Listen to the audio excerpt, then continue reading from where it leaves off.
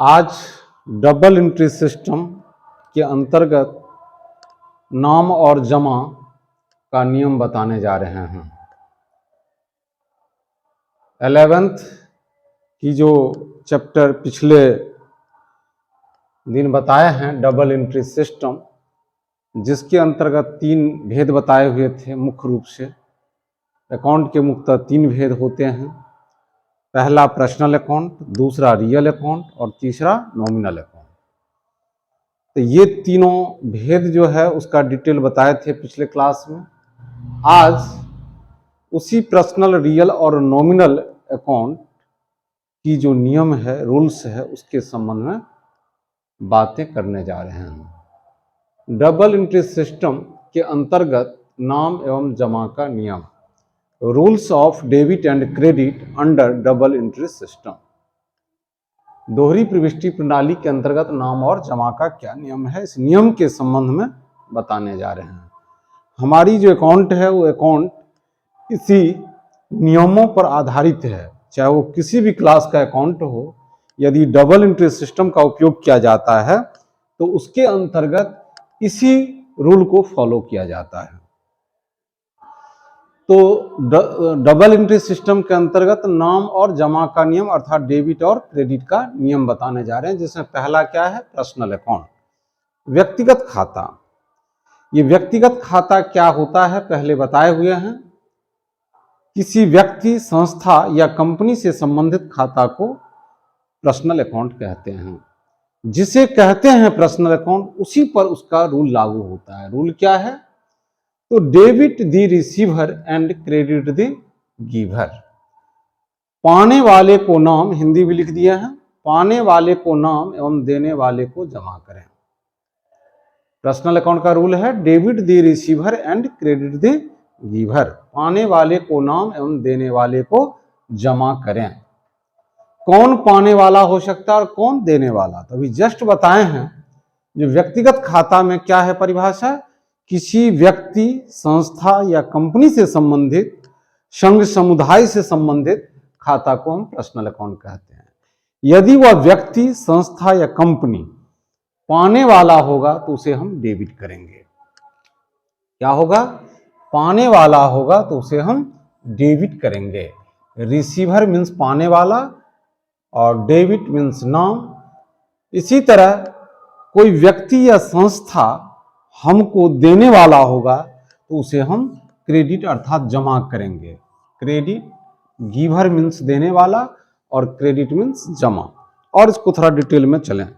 स्पष्टीकरण इसके संबंध में बोल दे रहे हैं। ये रूल जो है सो बुक में, चाहे दुनिया का कोई भी राइटर होगा अकाउंट का, तो उसमें यही रूल बताया गया होगा पर्सनल अकाउंट का। Debit the receiver and credit the giver. पाने वाले को नाम, देने वाले को जमा करें। इसको हम एक्सप्लेन कर रहे हैं, स्पष्टीकरण कर रहे हैं। जो इसे हम डिटेल किस तरह समझें? कोई व्यक्ति या संस्था हमको अर्थात व्यवसाय को, मिस कर रहे हैं, कोई व्यक्ति या संस्था हमसे अर्थात व्यवसाय से कुछ वस्तु या धन पाता है तो उसे पाने वाला समझकर डेबिट करेंगे। क्या चीज? कोई व्यक्ति, संस्था या कंपनी हमसे अर्थात व्यवसाय से हम जो अकाउंट तैयार करेंगे तो अपने को मालिक समझ के ही अकाउंट तैयार करेंगे। तो हमारी व्यवसाय है तो हमसे अर्थात व्यवसाय से कुछ वस्तु या धन पाता है कौन? तो व्यक्ति, संस्था या कंपनी या संघ या समुदाय। अगर पाता है तो उसे पाने वाला समझकर हम क्या करेंगे? डेबिट करेंगे। इसी प्रकार कोई व्यक्ति, संस्था या कंपनी हमको अर्थात व्यवसाय को कुछ वस्तु या धन देता है तो उसे देने वाला समझकर जमा अर्थात क्रेडिट करेंगे। यही इसकी अर्न हो गई रूल्स की। एग्जाम्पल में बात कर रहे हैं, राम के हाथ उधार माल बेचा। किसके हाथ? राम के हाथ उधार माल बेचा। Good sold to Ram on credit. ये राम क्या हुआ? व्यक्ति हो गया। और क्या हो गया? राम व्यक्ति। क्या बेचे हैं? तो माल बेचे हैं, उधार माल बेचे हैं। किसके हाथ? तो राम के। रूल क्या है? तो पर्सनल अकाउंट। पर्सनल अकाउंट का क्या रूल है? तो पाने वाला अगर व्यक्ति होगा तो डेबिट करेंगे और देने वाला व्यक्ति होगा तो उसे क्रेडिट करेंगे। तो राम के हाथ उधार माल बेचा, यहां राम पाने वाला है या देने वाला? तो राम यहां पर पाने वाला है। कैसे समझेंगे? तो राम के हाथ हम किसी को माल बेचे, अगला प्रश्न राम है व्यक्ति, जिनके हाथ माने जिनको हम राम को उधार माल बेचे या राम के हाथ उधार माल बेचे, दोनों एक ही चीज हुआ। तो राम के हाथ अगर उधार माल बेचे तो राम हमसे पाता है। अभी हम क्या बताएं? यदि कोई व्यक्ति या संस्था हमसे माल या वस्तु पाता है तो उसे पाने वाला समझकर डेबिट करेंगे। तो राम के हाथ क्या किया? उधार माल बेचे हैं, तो राम कौन हो गया? पाने वाला। इसीलिए राम को पाने वाला समझकर हम क्या करेंगे? डेबिट करेंगे, अर्थात नाम करेंगे। अभी एक एग्जाम्पल देके डेबिट के संबंध में बताए हैं, अब दूसरी एग्जाम्पल दे रहे हैं क्रेडिट के संबंध में। मोहन से उधार फर्नीचर खरीदा। किससे? मोहन से उधार फर्नीचर खरीदा। यहां मोहन व्यक्ति हो गया, यहां कंपनी संस्था और भी नाम हो सकती है, लेकिन ज्यादा उदाहरण यहां पर अभी नहीं बताएंगे। मोहन से उधार फर्नीचर खरीदा। फर्नीचर वस्तु या संपत्ति है, मोहन कौन है? व्यक्ति है। तो मोहन से उधार फर्नीचर खरीदे हम, तो स्पष्टीकरण बताए थे। हमको अर्थात व्यवसाय को कोई व्यक्ति या संस्था कोई धन या वस्तु देता है तो उसे देने वाला समझकर क्रेडिट करेंगे। तो मोहन से उधार फर्नीचर खरीदा, यहां मोहन हमको अर्थात व्यवसाय को फर्नीचर दे रहा है, तो मोहन को देने वाला समझकर हम क्रेडिट करेंगे, क्योंकि रूल्स है प्रश्नल का, पाने वाले को नाम और देने वाले को जमा। कौन पाने वाला? तो व्यक्ति संस्था कंपनी यदि पाने वाला है तो डेबिट, और व्यक्ति संस्था कंपनी देने वाला है तो उसे क्रेडिट। तो पहली उदाहरण में बताएं, राम के हाथ उधार माल बेचे तो राम पाने वाला है। हर हमेशा थर्ड पर्सन बाहरी व्यक्ति को हमें देखना है, बाहरी कंपनी संस्था को देखना है, तो राम पाने वाला है इसलिए डेबिट। लेकिन मोहन से उधार फर्नीचर खरीदा, मोहन जो अगला व्यक्ति है उससे हम क्या किए? फर्नीचर खरीदे, तो वो व्यक्ति कौन है? देने वाला है। तो देने वाले को क्या करेंगे? जमा करेंगे, इसलिए मोहन को क्या करेंगे? यहां पर क्रेडिट। यहां पर राम जो है, राम्स अकाउंट, इसे हम क्या करेंगे? डेबिट करेंगे। इसमें क्यों डेबिट करेंगे? क्योंकि राम पाने वाला इस उदाहरण में है, और इसमें मोहन जो है, मोहन अकाउंट, मोहन से अकाउंट, इसे हम क्या करेंगे? समझने के लिए लिख रहे हैं, क्रेडिट करेंगे। क्यों क्रेडिट करेंगे? क्योंकि मोहन यहां पर देने वाला है। तो इस तरह प्रश्नल का रूल क्या है, फिर से बता रहे हैं, पाने वाले को नाम और देने वाले को जमा। यहां यह नहीं स्पष्ट कर रहा है कौन पाने वाला कौन देने वाला, लेकिन यदि हम पर्सनल अकाउंट की परिभाषा जानते हैं तो हमको ये पता होनी चाहिए, व्यक्ति, संस्था, कंपनी, संघ, समुदाय, कोई यदि पाने वाला है तो उसे डेबिट और देने वाला है तो उसे क्रेडिट करेंगे। यही पर्सनल का रूल है। पर्सनल में 3 तरह की बातें किए थे, natural personal account, artificial personal account और रिप्रेजेंटेटिव पर्सनल अकाउंट। तो पर्सनल अकाउंट की ये जो 3 भेद है, इस तीनों भेद पर यही रूल लागू होगी, क्योंकि जब हम अकाउंटिंग ट्रीटमेंट करेंगे, अकाउंट बनाएंगे, जर्नल बनाएंगे, तो उस वक्त हमें सिर्फ पर्सनल अकाउंट पता है, पर्सनल अकाउंट को समझना पड़ता है, चाहे उसके अंदर नेचुरल हो, आर्टिफिशियल हो या रिप्रेजेंटेटिव पर्सनल हो, कोई भी पर्सनल अकाउंट होगा। पर्सनल अकाउंट की जो रूल्स है, debit the receiver and credit the giver, यही रूल्स अप्लाई की जाएगी। व्यक्ति, संस्था और कंपनी, संघ, समुदाय, सोसाइटी जो भी है, उन सबों पर पर्सनल अकाउंट की रूल अप्लाई होगी।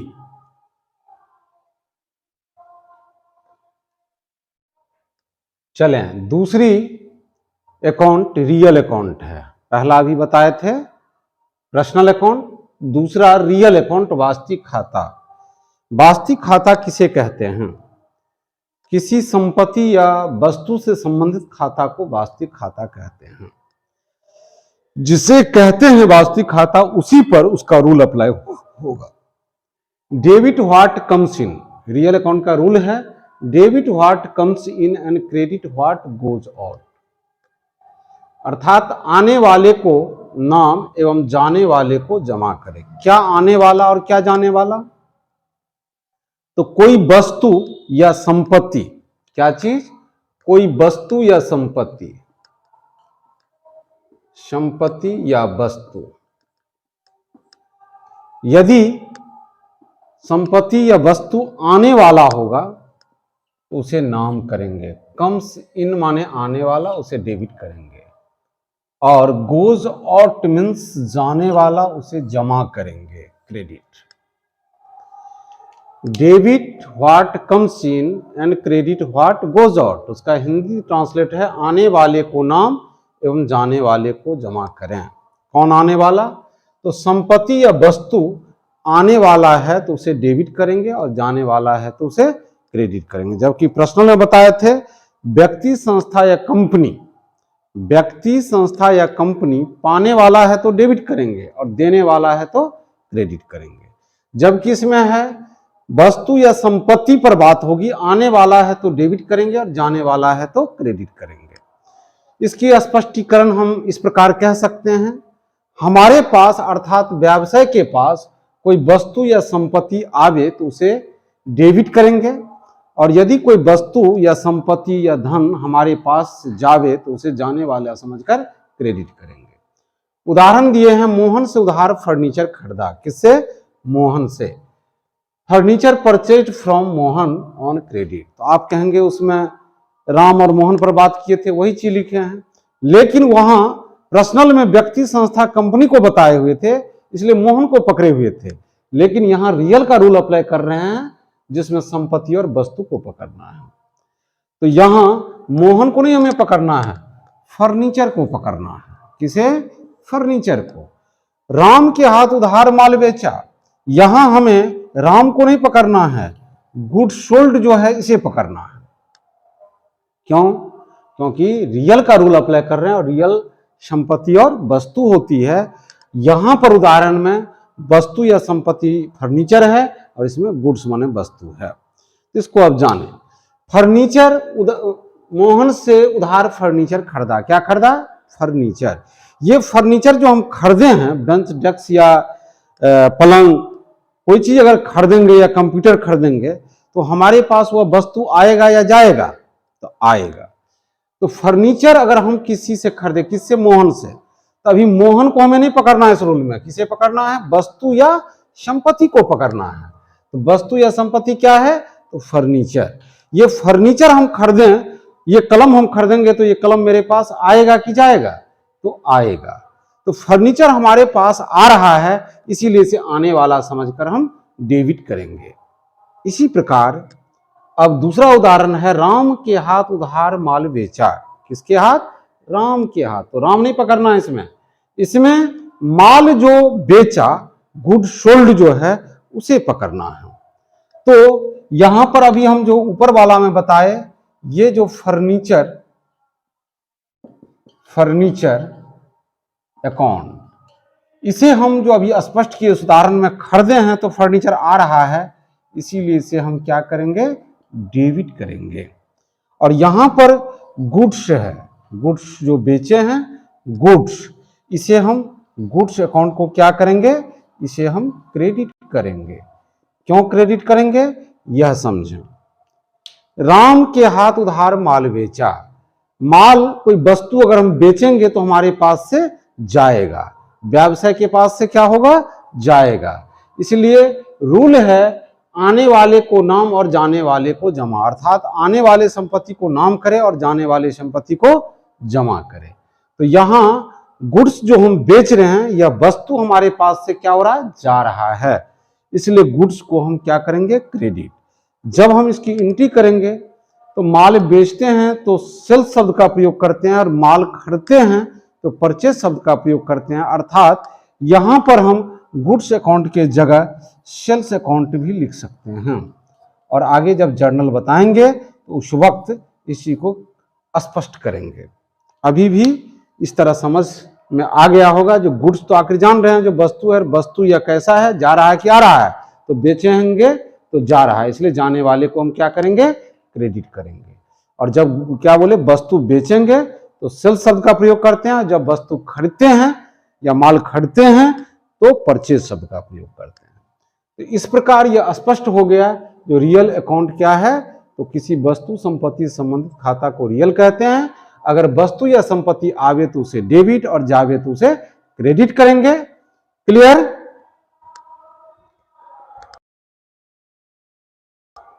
तीसरा है नॉमिनल अकाउंट, नाम मात्र खाता। नाम मात्र खाता का परिभाषा है सभी खर्चा घाटा एवं आमदनी नाफा से संबंधित खाता को नॉमिनल अकाउंट कहते हैं। जिसे कहते हैं नॉमिनल अकाउंट उसी पर उसका रूल लागू होगा। रूल है debit the all expenses and losses and credit the all incomes and gains. सभी खर्चा एवं घाटा को नाम तथा सभी आमदनी एवं नाफा को जमा करेंगे। कंसेप्ट क्लियर है? खर्चा घाटा डेबिट और आमदनी नाफा क्रेडिट होगा। एग्जाम्पल भी बताए हैं, लेकिन फिर एक बार इस रूल को समझ जाएं स्पष्टीकरण में। हमारे लिए अर्थात व्यवसाय के लिए जो भी खर्चा और घाटा होगा उसे डेबिट करेंगे, तथा हमारे लिए अर्थात व्यवसाय के लिए जो भी आमदनी एवं घाटा होगा, मिस कर रहे हैं, जो भी आमदनी एवं नाफा होगा उसे क्रेडिट करेंगे। लिखा हुआ है सभी खर्चा एवं घाटा को नाम तथा सभी आमदनी एवं नाफा को जमा करें।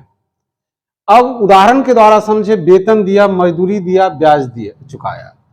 वेतन दिया माने पेड सैलरी, मजदूरी दिया उसी का इंग्लिश है पेड वेजेज, ब्याज चुकाया उसी का इंग्लिश है पेड इंटरेस्ट। ये तीनों चीज किसी को हम चुकाए हैं कैश में। ये जो चुकाए हैं यह मेरे लिए खर्चा है। किसी से कंपनी में हम काम करवाते हैं, उसको वेतन देते हैं, तो वह वेतन मेरे लिए क्या है? खर्चा है। किसी से हम दैनिक काम करवाते हैं, उस काम के बदले अगर मजदूरी देते हैं तो वह भी मेरे लिए खर्चा है। किसी से कर्ज लिए हैं, उसको जो ब्याज चुकाते हैं वह भी मेरे लिए खर्चा है। अर्थात अभी हम बताए सभी खर्चा में घाटा को नाम, तो ये सैलरी, वेजेज और इंटरेस्ट, ये तीनों क्या हो जाएगा? डीआर हो जाएगा। सैलरी, वेजेज एंड ये जो इंटरेस्ट अभी लिखे हैं ऊपर उदाहरण, ये तीनों को हम क्या समझेंगे? यह हमारी डेबिट माने नॉमिनल अकाउंट के रूल में यह डेबिट का उदाहरण है, क्योंकि यह हम किसी को भुगतान किए हैं, चुकाए हैं। जस्ट इसका अपोजिट ब्याज पाया, कमीशन पाया, उसमें से भी एक शब्द ले लिए। ब्याज पाया, कमीशन पाया, रिसीव्ड इंटरेस्ट और रिसीव्ड कमीशन। ये हम किसी से पाए हैं, चुकाएंगे तो खर्चा और पाएंगे किसी से तो आमदनी। मान लीजिए ब्याज पाए, किसी को हम कर्ज दिए हैं, कर्ज लिए हैं, उस पर ब्याज चुकाए तो खर्चा, लेकिन कर्ज किसी को दिए हैं, उस पर जो ब्याज पाएंगे वह मेरे लिए आमदनी है। कमीशन पाया, कहीं से हमें कमीशन मिला है तो वह कमीशन भी पाए हैं कैश इन हैंड, यह भी मेरे लिए आमदनी है। तो यहां पर क्या बताया गया है? सभी आमदनी एवं नाफा को जमा करें। तो यहां पर क्लियर हो गया। जब यही आइटम हम किसी को चुकाएंगे तो खर्चा हुआ तो डेबिट हो जाएगा, लेकिन वही आइटम यदि हम किसी से पाते हैं तो मेरे लिए आमदनी है। तो यहां पर जो उदाहरण डाले हैं interest and commission, interest and commission, ये क्या हो जाएगा? इस रूल के मुताबिक क्रेडिट हो जाएगा। तो ये किसकी रूल बताए हैं? नॉमिनल अकाउंट की। खर्चा घाटा को नाम और आमदनी नाफा को जमा करें। यहाँ ये जो खर्चा घाटा है, यहाँ पर एक्सपेंसेस एंड लॉसेज का उदाहरण है। इसी तरह यहाँ पर आमदनी और नाफा की जो जिक्र किए हैं, सो इंग्लिश में ये इनकम्स एंड गेन्स हो गया, उसी का ट्रांसलेट रूप है। तो इस तरह हम तीनों रूल को स्पष्ट कर दिए। पर्सनल, रियल और नॉमिनल की परिभाषा सहित उसके हिंदी और अंग्रेजी में रूल्स बता दिए, उदाहरण देके समझा दिए। इस प्रकार हम समझ रहे हैं जो आप लोग तीनों रूल्स जो डबल एंट्री सिस्टम के अंतर्गत नाम और जमा का नियम है, rules of debit and credit under double entry system, उसके तहत पर्सनल, रियल और नॉमिनल तीनों रूल्स को भली भांति आप समझ चुके होंगे। इसे नोट भी कर लेंगे, तीनों रूल्स जो बताए थे उसको नोट कर लेंगे और इसे याद कर लेंगे। अब ये डबल एंट्री सिस्टम के अंतर्गत नाम और जमा का जो रूल्स था वह समाप्त हो चुकी।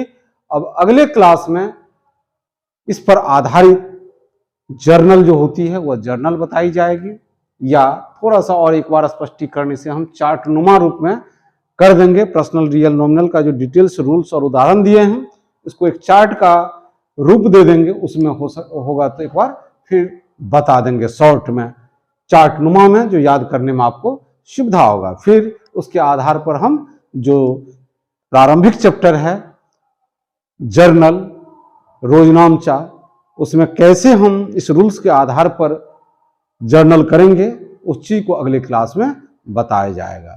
Thank you.